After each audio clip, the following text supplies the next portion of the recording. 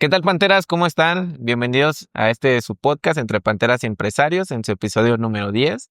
El día de hoy tenemos un invitado muy especial, ya que viene de Ciudad de México. De hecho, va llegando, ni siquiera lo hemos dejado que llegara al hotel. Entonces, bueno, tenemos que aprovechar su visita para tener una entrevista con él y me voy a presentar primero, lo voy a presentar a continuación. Él es médico por la Universidad Panamericana. Estamos hablando del doctor Villela. Psiquiatra por el Instituto Nacional de Psiquiatría, miembro de la Asociación Psiquiátrica Mexicana y la American Psychiatric Association, médico adscrito en el Centro Médico ABS, profesor titular de la asignatura Habilidades de Comunicación en la Escuela de Medicina de la UP, profesor invitado en el Instituto Panamericano de Alta Dirección de Empresas, IPADE.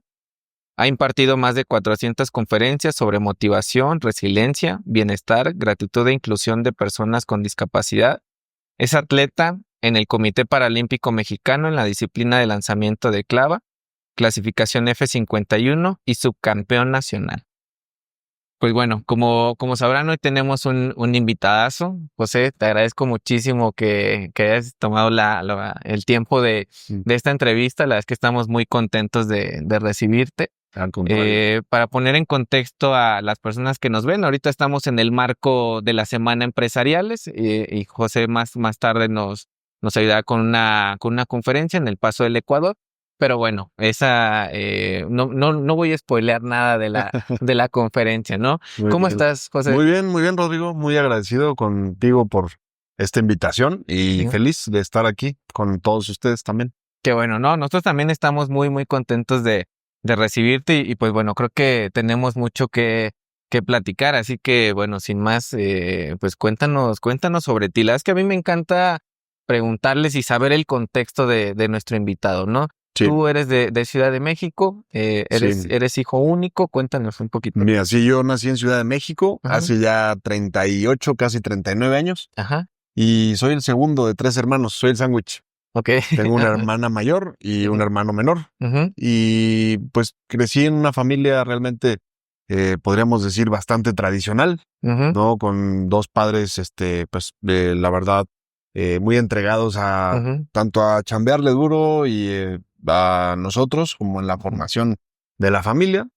Sí, te diría que una infancia pues llena de muchas bendiciones, llena de, pues, de muchos muy buenos momentos, pero también con un componente de algo de adversidad, ¿no? Que enfrentamos desde chavos por la enfermedad de mi mamá. Mi mamá se enfermó cuando yo tenía más o menos 1 año de una enfermedad que se llama esclerosis múltiple. Y entonces, pues esta enfermedad afecta el movimiento y afecta la vista, algunas otras funciones. Y desde chavitos, pues aprendimos lo que era tener en casa a una persona que se enfrentaba a ciertas barreras, ¿no? Como de discapacidad. Y yo creo que eso, pues, me fue llevando, junto con mis hermanos también, a desarrollar, pues... otras habilidades. Sí, exacto, como una especie de empatía y también de búsqueda de cómo ayudarle, cómo facilitarle lo que estuviera en nuestras manos. Y pues yo creo que eso luego me llevó a querer estudiar medicina, ¿no? También. Claro. Justo era lo que te iba a preguntar. Ese fue como el detonante por el cual tú dijiste, me apasiona la medicina. Pues no sé si... Digo, seguramente habrá más factores, pero... Sí, exacto. Un factor, sin duda, yo creo que sí lo fue. Esa frustración infantil, ¿no? De ver a mi mamá batallar de repente o no pasarla tan bien. Yo creo que contribuyó a decir cómo puedo ayudarle o me gustaría... Tal vez así en la fantasía de niño, ¿no? A hacer algo para curarla, ¿no? Eso yo creo que fue un factor. Pero también siempre fui muy curioso con temas de la ciencia. Era el típico que disfrutaba las materias como química, biología, ¿no? Y también me gustaba, pues, sí, cuando íbamos a los hospitales, por ejemplo, que estaba mi mamá o mi papá internados, por alguna razón, me gustaba ir por los hospitales y perderme en los pasillos, identificar, por ejemplo... me acuerdo muy bien que había una oficina de programación de cirugías y me asomaba yo por la ventana para ver qué cirugías estaban haciendo, ¿no? Y ese tipo de cosas me llamaban mucho, como que decía yo, qué increíble que se pueda hacer todo eso en un solo lugar, ¿no? Claro. Entonces, pues yo creo que eso influyó. Y entraste a la escuela de medicina. ¿Cómo fue tu paso a lo largo de la carrera? Pues muy bien. En medicina como sabrás, es una carrera que tiene pues un nivel de exigencia alto y se necesita estar dedicándole mucho tiempo. Entonces el proceso de adaptación inicial sí costó trabajo. Llegas de la prepa acostumbrado a que te vaya pues, razonablemente bien y a que estudiando un poco puedes sacar adelante las cosas. Y si ese primer semestre como que te ubica y es una cosa... Sufriste. Sí, muy distinto. Aprendes el valor de una calificación tal vez no tan alta, pero que tiene muchísimo esfuerzo y desveladas detrás. Claro. Entonces fue un semestre de mucha adaptación, también de ir puliendo métodos de estudio que tal vez no traíamos tan pulidos, ¿no? Y también de conocer a gente muy valiosa, entre mis maestros, mis compañeros.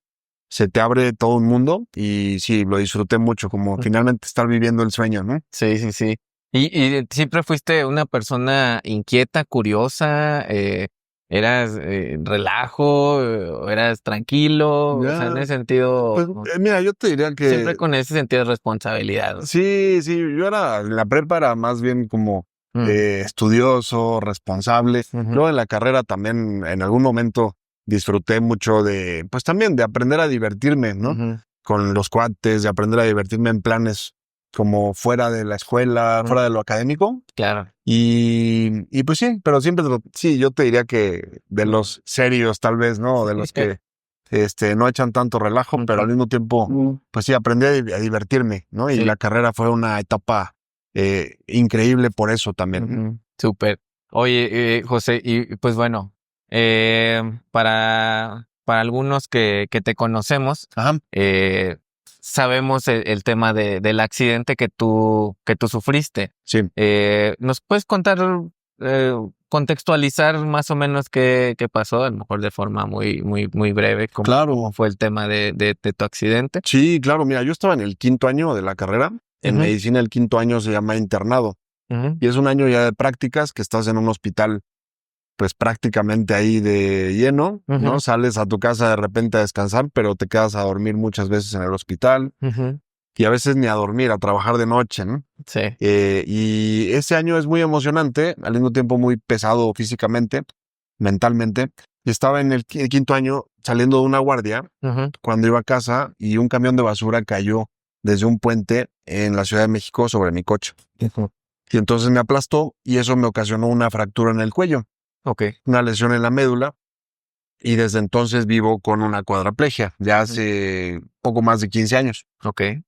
Sí, eso fue como, pues sí, lo que ocurrió. Y fue un poco mediático tu accidente, ¿no? Sí, se cubrió mucho en medios, pues porque no es tan habitual que un camión de basura caiga desde las alturas, ¿no? Sin duda, no. Y pues sí, fue sorpresivo y también pues creo que eso ayudó a que mucha gente pues se sumara a la indignación inicial de que esto ocurriera y de alguna forma eso también ayudara pues a que no se quedara impune, que al final se hicieran responsables, ¿no? Las autoridades de lo ocurrido. Claro. Y que pues sí, que pudiera yo rehabilitarme, ¿no?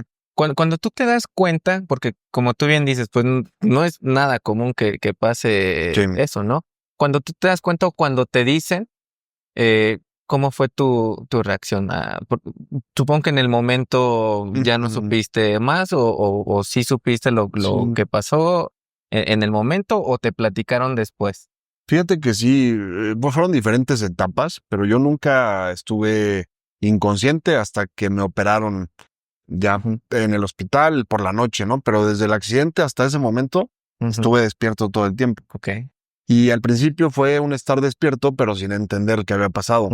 Mucha confusión, tratar de moverme y darme cuenta de que estoy paralizado, que no puedo salir del coche. Y eso habrá durado unos cuantos minutos, ¿no? Hasta que después, ya con todo el equipo de personas que se acercaron a ayudar, cuando rompen el techo del coche y finalmente veo el camión que estaba pues apoyado sobre el cofre, una de las llantas, ¿no? Y fue el momento de decir qué es esto, ¿no? Mover pues la magnitud del camión y al mismo tiempo te sientes pequeño al lado de eso. Y los restos de basura. Entonces ahí fue cuando entendí que había sido un camión de basura. Y luego ya el proceso de entender o de darle el golpe a los cambios que esto implicaba y a, pues sí, las secuelas o los tratamientos que tendría que llevar, eso pues tomó más tiempo todavía, ¿no? Claro. Ya después de un proceso de cirugía, una estancia en terapia intensiva, estuve en coma unas cuantas semanas y ya después despertar a esa nueva realidad, ¿no? Claro. ¿Cómo fue esta impresión? Porque, bueno, ¿cómo manejaste al momento de ya tener un poquito más de conciencia después de una operación, rehabilitación y demás? ¿Cómo manejaste esa parte de tener una vida diferente y después, o Sí. tan activa también? Sí. Y después este cambio, ¿cómo lo manejaste? ¿Te apoyaste de alguien seguramente profesional? Pero tú cuéntanos cómo. Pues mira, sí fue muy difícil. Fueron momentos, pues, en los que me llevé la confrontación más grande que he tenido en toda mi vida. Uno hace lo que puede con lo que tienes al alcance. No hay un camino ideal, ni tampoco hay como pues sí, un procesamiento rápido, ¿no? Es un cambio drástico y sí se necesita ir pasando por todas las etapas, ¿no? Y entonces fueron momentos bien, bien difíciles muchas veces de sentirme muy solo, porque en terapia intensiva estás solo, y era pues escuchar a la máquina con la que estaba respirando y de repente empezar a pensar, ¿qué es esto? ¿Qué implica ahora estar vivo? Sí. Me he acostumbrado quizá a, pues sí, a asumir que la vida tiene que ser como la conozco por siempre y de repente te das cuenta que no, que todo cambia en un instante y que se empiezan pues a desplegar esos mecanismos para adaptarte, ¿no? Claro. Pero pasas por mucha rabia, pasas por mucha tristeza y empiezas a cuestionar, como que esa parte lógica humana que tenemos empieza a decirte, oye, ¿por qué? ¿Por qué pasan cosas como esta? ¿Por qué caen camiones de basura? ¿Por qué a mí? ¿Por qué ahora? Sí. Y estas preguntas, que son complejas, no tienen una respuesta sencilla, ¿no? Entonces, cada vez que te las planteas, te vas como quedando un poco más aislado. Claro. Y poco a poco vas llegando a un punto en donde literal tocas fondo, donde dices, a ver, pues este conjunto de pensamientos o de preguntas no me están llevando ni a sentirme mejor ni a entender más. Y a partir de ese tocar fondo dices, bueno, ¿y ahora? ¿No? ¿De qué me puedo agarrar? Y empiezas por agarrarte de lo más simple, ¿no? Como simplemente estar. Estoy vivo. Y ese hacerte consciente de que estás vivo y que mientras estés vivo hay una oportunidad, es gran parte del proceso. Pero no basta. Bueno, al menos a mí no me bastó solamente decir estoy vivo, sino tengo que conectar con un propósito más grande, ¿no? Claro. Fue agarrarme también de la parte de la fe, de decirle a Dios, no entiendo por qué pasan las cosas, ni pretendo entender lo que tú piensas, porque si yo entendiera lo que piensa Dios, sería muy, muy pequeño, ¿no? Sí. En algún punto de esa frustración que comentabas, ¿quedó frágil esta situación espiritual, religiosa? Llegaste, porque muchas veces, digo, hay veces que nos pasa que nos sentimos como molestos también con esa parte religiosa, espiritual, de por qué a mí, ¿no? Si yo he sido buena persona y si yo... ¿no? Mira, no te diría que frágil, pero sí por momentos un diálogo acalorado, ¿no? Y como dices, de reclamo, ¿no? Como decir no entiendo y quisiera entender, ¿no? Y poco a poco, dándome cuenta que incluso con esa queja estaba orando, ¿no? Y implicaba tanto eso que era, pues sí, aunque me esté quejando, me imaginaba, ¿no? Como Dios, como padre, toma una queja de un hijo, ¿no? Claro. Que te dice, sí, no, tú tranquilo, tú confía. Pero es que papá, no quiero esto, ¿no? Sí. Tranquilo, déjamelo a mí. Y ese aprender a dejárselo a él, la verdad es que me hizo descansar mucho. Porque, pues obviamente sintiendo su amor reflejado en mi vida y reflejado en la gente que quiero, era una manera de decir, a ver, claro que está ahí. Y me sigue queriendo. Me quiere de una manera pues tan profunda y tan grande que mi corazón no es capaz de entenderlo ni de mencionarlo. Claro. Pero, pues sí, aferrarme a eso, a que al final mi vida era una manifestación de ese amor muy grande y que aunque yo no entendiera por qué los camiones de basura llegan de repente, que él sabía por qué, ¿no? Como si me dijera, tú tranquilo, tú confía. Y a partir de allí, pues un proceso de poco a poco negociar también con la realidad en lo que estaba en mis manos. Enfocarme en lo que estuviera en mi control, que era muy poco.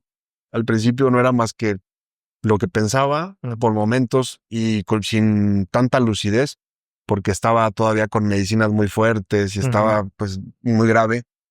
Y luego poco a poco decir, a ver, ¿qué me toca a mí? ¿Dónde me puedo enfocar? Y empezar por metas pequeñas como, a ver, voy a enfocarme en la respiración. Y cuando empezó la rehabilitación, atorarle todo a la rehabilitación. Y así, es un enfoque como de cooperar con lo que estuviera de mi lado y aprender poco a poco a llevar mi mente también hacia caminos, hacia pensamientos que no me amargaran más. Entonces, saber cuál es el sentido de esto. Al principio no lo entendía. Luego empezó como una noción de, aunque no lo entienda, esto puede tener un sentido trascendente. Claro. Y luego empezar a emocionarme con cierta curiosidad por descubrir cuál es ese sentido, ¿no? Ok.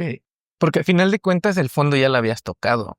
Sí. Yo creo digo, igual tú corrígeme, que muchas de las personas exitosas o desarrolladas plenamente pasan por el proceso de tocar un fondo.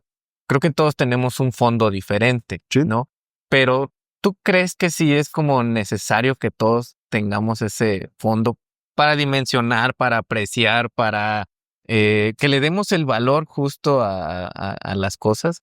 Pues no, fíjate que creo que sí es importante hacer conciencia de todo esto que dices, ¿no? De la dimensión de las cosas, del valor de las cosas. Pero yo estoy convencido de que no hace falta No es necesario. que te caiga un camión encima No, claro. para que abras los ojos, ¿no? Y para que conectes con eso. Cualquiera que sea la adversidad de tu vida, sea a través de algo familiar, algo académico, algo económico, cualquiera que sea esa adversidad, tiene el potencial de despertarte una valoración distinta de lo que sí está. Claro. Entonces, la invitación es más hacia eso, ¿no? No tiene que suceder algo extraordinario, ni algo que no sé, que sea súper llamativo, ¿no? Sí, pero sí identificar ese punto en donde personalmente me siento aquí. Exacto. Sea cual sea la situación, y de ahí empezar a escalar poco a poco, ¿no? Exacto. Y es un fondo que se mueve también, ¿no? Okay. O sea, hay días que puedes otra vez regresar a ese fondo, tocar fondo, un día donde no conectas de repente plenamente con tu sentido, y también se vale, porque pensamos a veces en la vida como una línea, ¿no? Así como un proceso completamente lineal. Y no, esto para ser real implica también de repente regresar, de repente no ver claro, de repente tener que replantearte, ¿no? Entonces, yo creo que una vida real es así, tiene fondos nuevos y actualizados y de repente otras adversidades, ¿no? Pero que pues te hacen también conectar con la experiencia real de la vida y no con eso que nos imaginamos como, no sé, una vida sin ninguna bronca, sin ninguna emoción. Claro, sí. Y mira, justo estamos tocando el tema de la resiliencia, que es algo que sin duda te admiramos todos, ¿no? Sí. O sea, eso sin duda. ¿Tú cómo ves este panorama con estas nuevas generaciones? Porque, a ver, creo que tienen, no sé si tengan un sentido diferente de resiliencia. A nosotros en la escuela empresariales lo vemos, lo percibimos, que hay veces que un alumno se nos viene abajo por un examen, se nos viene emocionalmente por situaciones que a lo mejor tú dirás, oye, espérame, tranquilo, hay personas que pasan incluso situaciones mucho más complejas y es que lo vemos como que trabajar mucho en esa parte. ¿Tú cómo ves esta parte en las nuevas generaciones que a veces que se nos pierden en ese tipo de cosas y les cuesta salir adelante, incluso con temas que no son verdaderamente tan graves como ellos parecerían? No le quito el mérito porque es su sentir, ¿no? Pero a final de cuentas son cosas que tienen una solución más fácil o más rápida. Sí, pues mira, yo creo que esto es muy de la historia de la humanidad, que la generación previa, ¿no? De alguna forma asume que las nuevas generaciones vienen un poco menos preparados para los golpes, ¿no? Sí. Yo me pongo a pensar en nuestros abuelos, quizá en la época de la Segunda Guerra que les tocó todo eso, pues seguramente decían de los que vinieron después, no, hombre, ustedes no saben lo que son los golpes de la vida, ¿no? Sí. Y ahorita quizá nosotros estemos viendo en las generaciones también más jóvenes como, pues sí, una exposición distinta a adversidades, pero yo quiero pensarlo desde una perspectiva más optimista. A ver, creo que tiene sus ventajas el que no se hayan expuesto a muchas frustraciones que generaciones anteriores. Eso habla también de que ha habido un cuidado en mejorar muchas cosas, ¿no? En identificar la violencia, en prevenirla y en que tengan un desarrollo mucho más armónico, con buena nutrición, con buen acceso a servicios de salud, con acceso a salud mental. Pero el riesgo de eso es que sí podemos de repente quedar pues un tanto frágiles ante las adversidades, ¿no? Entonces, yo lo que veo en esta generación es una capacidad de inventivo, una creatividad, una energía muy especial, pero sí vale la pena aprender a tolerar mejor la frustración, ¿no? Eso para todos.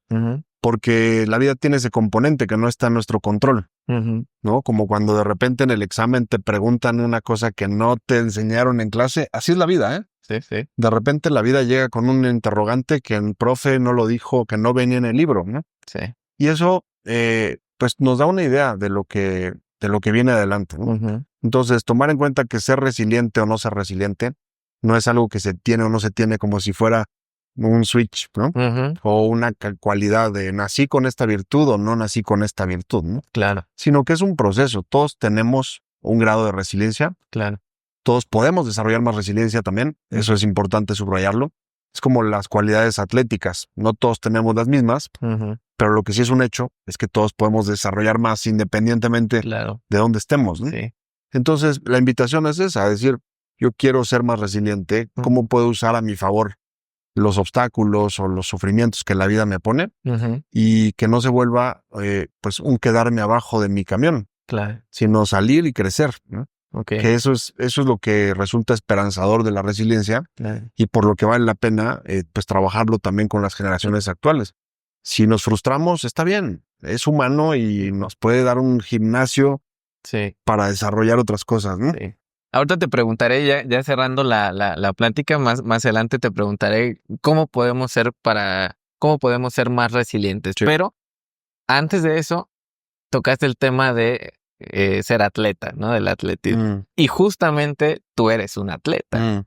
Cuéntanos un poquito de eso, cómo... Bueno, esto ocurrió ya con varios años viviendo con una discapacidad, que me acerqué al deporte buscando una forma de rehabilitación, sin muchas pretensiones. Y un día terminé en una alberca, me di cuenta que podía flotar, que podía nadar. Y a partir de ahí me acerqué al Comité Paralímpico Mexicano.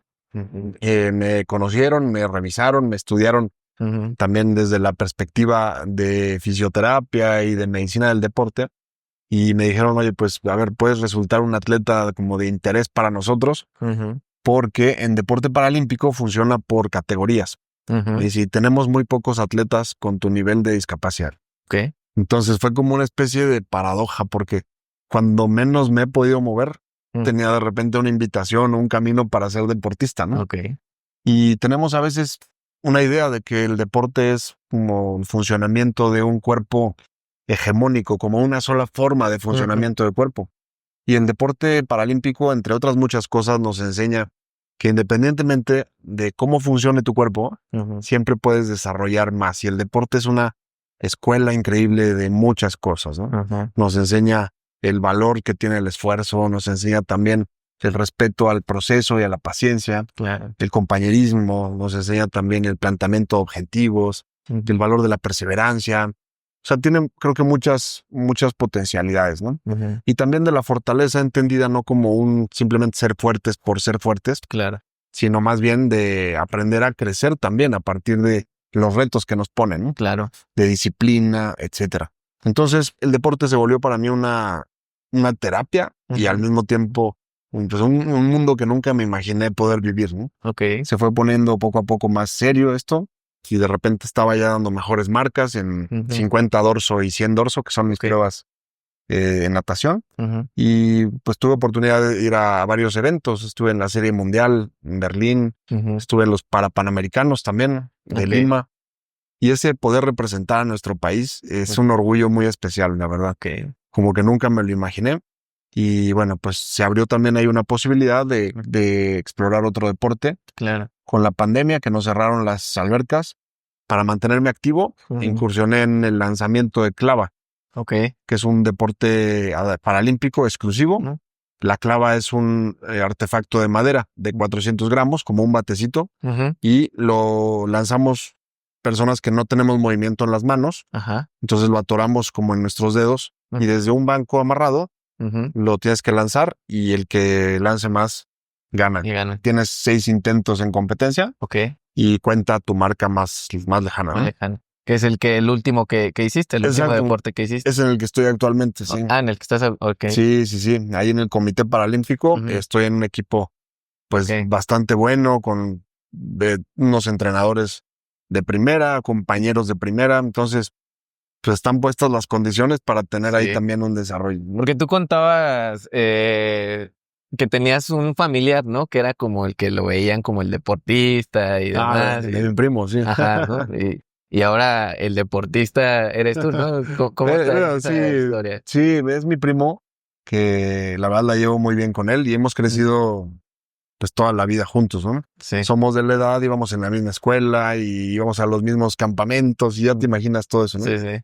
Y sí, él era muy bueno, bueno, sigue siendo muy bueno en el básquet, porque mide 2 metros y cacha, ¿no? Ok. Y entonces, pues sí, siempre crecimos y él era como el deportista, yo era más como hacia la escuela y otras cosas. Y pues sí, luego un día platicando le decía, oye, ¿cómo cambian las cosas que ahora yo soy el deportista, ¿no? Pero sí, pero es interesante eso también porque a veces nos encasillamos en yo ya siempre iré por este lado y se nos olvida que la vida tiene muchísimas cosas por explorar, ¿no? Sí. Entonces, pues sí, el deporte ha sido justo eso, algo que nunca me imaginé y que pues me da no solamente salud, sino que me divierto, me estructura, ¿no? Sí. Y conozco a mucha gente también muy valiosa desde muchas trincheras. Claro. Y también me ha llevado a conceptualizar muy diferente la discapacidad. Tenemos un modelo médico muy interiorizado de que discapacidad es un déficit o algo que hay que corregir o algo que hay que tratar. Y en el deporte paralímpico te das cuenta que no es así. El deporte es más bien decir, cómo funcione tu cuerpo, llévalo al límite, puedes hacer mucho más de lo que crees y esto se puede volver incluso más interesante. No como si fuera solo una exhibición de personas con discapacidad tratando de hacer algo, sino que ya se vuelve competitivo, se vuelve emocionante, ¿no? Sí. Y es lo que ha ido ganando el movimiento paralímpico, que cada vez más gente voltea a ver y dice, wow, o sea, me identifico más con esta persona que en un momento dado con un futbolista de élite, ¿no? Que ya se vuelven como divas, como artistas, ¿no? Justo era lo que te iba a mencionar, o sea, creo que hay personas que tienen esa hambre de verdad, o sea, que ves en los juegos, en los partidos, que incluso hay partidos colegiales que son mucho mejor que partidos profesionales. Sí. A mí, por ejemplo, el fútbol femenil se me hace mucho mejor y hasta de segunda división, si tú quieres, que un equipo de primera división masculino, en donde ya, como tú dices, ya son divas y demás. Sí. ¿Por qué? Porque se ve ese entusiasmo, se ve en esa competitividad, esas ganas de salir adelante, esa fortaleza mental y demás, ¿no? O sea, creo que eso tiene mucho más valor. Mucho más. Es que, a ver, también el espectador de deportes no solamente está buscando un entretenimiento, ni tampoco el ver una técnica perfecta. Yo creo que también busca conectar. Claro. Cuando ves el espíritu humano, cuando ves a una persona que está pues tratando de sobrecompensar en un momento dado alguna condición con excesos de espíritu, con eso te emociona, te mueve más y también creo que tiene el potencial de conectarte mejor, ¿no? Entonces, pues sí, se vuelve como todo un despliegue de distintas capacidades que como seres humanos a veces ignoramos o no nos gusta ver, ¿no? Sí. Por ejemplo, ver un partido de fútbol con personas ciegas es una cosa increíble, ¿no? ¿Cómo le hacen para jugar, no? Y ya que ves que los balones tienen algunos como cascabeles, los cascabeles, y ellos van comunicándose entre sí para saber dónde está el otro, y de repente se estrellan y se dan un trancazo, ¿no? Pero que dicen, vamos, para adelante, ¿no? ¿Y dónde está la portería? Para allá, voy y gol, ¿no? Sí. Y de repente dices tú, caray, tenemos a veces muy sobrevalorado un aspecto nada más de nuestra función corporal, ¿no? Sí, cuando hay muchas más. Y exacto, es increíble ver eso, ¿no? Que el espíritu humano nos da también para adaptarnos a situaciones bien complicadas, ¿no? Y salir bien de eso. Entonces, pues eso es un deporte increíble. Cuando ves, no sé, nadar a una persona que no tiene brazos, no tiene piernas. Sí. Cuando ves de repente jugando rugby a un equipo de cuadraplégicos. o en un deporte que se llama bocha, no sé si lo has visto. No, ese sí no. Que es un deporte que pueden hacer personas que incluso no muevan nada más que la cara, ¿no? Y es con una pelota y usando su quijada o su mandíbula pueden manipular esa pelota para que baje por una rampa. Y se trata de que la pelota caiga en ciertos puntos como de la cancha, ¿no? Es increíble, ¿no? Yo creo que el espíritu humano llega justo pues a todos esos límites que nos sorprenden, ¿no? Claro. Oye, ¿y tú tienes interés de desarrollar alguna otra actividad? ¿Tienes inquietud de experimentar algún otro deporte? ¿Qué viene para ti? Sí, estoy abierto, fíjate, estoy abierto a lo que la vida vaya presentando y también me gusta ir buscando cosas. Claro. Hace poquito platicaba con mi esposa que me encantaría aprender otro idioma. Digo, hablo español, inglés, pues te diría que razonable, ¿no? Y tengo ganas de aprender italiano, ¿no? También, que es una inquietud ahí que he tenido de mucho tiempo y pues hay que dedicarle un rato y no sé por qué en especial me llama la atención, pero me gusta, ¿no? Y eso lo tengo en el radar. También, pues todo lo que tenga que ver con, pues sí, como desarrollo de psicología deportiva, desarrollo de atletas, también de alto rendimiento, no nada más en deporte adaptado, sino convencionales, me llama. Me gustaría trabajar con equipos deportivos, entender también como mucho más sobre el tema de motivación, las fuentes de motivación verdadera y todo eso me llama. Sí. Y pues sí, un poco de todo, un poco de todo. No, pues estamos seguros que lo vas a lograr. Gracias. Oye, José, y la vez que quisiéramos despedirnos con un consejo, como te decía hace ratito, dinos cómo podemos ser más resilientes, ¿no? Sobre toda la comunidad que nos ve, que son sobre todo alumnos y bueno, comunidad UP en general, pero ¿tú qué nos recomiendas para poder ser más resilientes? Bueno, pues a ver, serían como muchos puntos los que podríamos tocar, ¿no? Con esta pregunta, pero si tratamos de hacer un ejercicio como concreto, yo te diría, a ver, una cosa que nos ayuda a ser más resilientes es aprender a quejarnos menos de la vida, ¿no? Pienso que la vida es muy breve como para que nuestra atención y nuestro tiempo estén en ver lo malo, lo que nos cuesta, lo que nos afecta, ¿no? Entonces, si hacemos un ejercicio consciente por quejarnos menos, por salir del rol de víctimas de que hace frío, de que hace calor, de que estuvo difícil, de que costó trabajo, nos podemos más bien como convertir en personas que aprenden a ver en medio de un mundo que tiene de todo, lo que resalta también por ser positivo, por estar en su sitio. Eso por un lado. Y si tú te valoras por lo que eres, ni más ni menos, la autoestima es una consecuencia de eso. Entonces, cuando te sientas también bajoneado, una buena forma de recuperar, ¿no? Como ese autoconcepto, ese sentirte bien, tiene que ver con que te veas con lo que eres, ¿no? O sea, abarcando todo eso, ¿no? Que luego ponemos nada más la atención en ese aspecto que no me gusta, en ese punto que me duele, ¿no? Entonces, eso creo que ayudaría mucho. Y también, una de las principales habilidades resilientes es aprender a pedir ayuda y aceptarla. Entonces, nadie dijo que tengas que poder solo con todo tú siempre, ¿no? Si aprendes a pedir ayuda de personas bien intencionadas, que puedan fungir como guías, como consejeros, como preceptores, en la misma universidad, en tu familia, eso es clave. Y también, si de repente sientes que algo no está funcionando bien o no está fluyendo bien en tu vida emocional, que te acerques a ayuda profesional, ¿no? El ir al psicólogo o ir al psiquiatra no es nada malo, ni es nada del otro mundo, ¿no? Claro. Tenemos que normalizar el buscar ayuda también en cuanto a salud mental y sobre todo en jóvenes, ¿no? Hay un problema fuerte en cuanto a problemas emocionales, de ansiedad, en la población universitaria, que vale la pena decir, si hay algún problema, busca ayuda. Hay mucho que hacer, ¿no? El tema es que pues se te encuentre cuál es el problema y se haga pues un proceso, un tratamiento para eso, ¿no? Claro. Sí. De hecho, tuvimos una doctora invitada de una profesora internacional que justo me comentó lo mismo, ¿no? Pedir ayuda. Porque pedir ayuda incluso ella lo mencionaba como es darle un regalo a la otra persona, porque la haces importante. Totalmente. ¿no? O sea, el hecho, la otra persona se va a sentir importante al decir, oye, me está pidiendo ayuda Entonces soy importante en su vida. Sí, claro, ¿no? Y es reconocer que hay mucho que no nos podemos dar nosotros mismos, ¿no? Claro. Eso nos lleva a ser humildes en el buen sentido de la palabra, ¿no? Y a decir, oye, pues sí, claro que hay muchas cosas que yo no puedo, ¿no? Sí, sí. Y podemos caer luego en obstinaciones o en terquedades que nos llevan a sufrir mucho de manera innecesaria. Claro. Entonces, existen personas que te pueden ayudar y es cuestión nada más desde toda esa búsqueda o herramientas a tu alcance, que incluyas eso.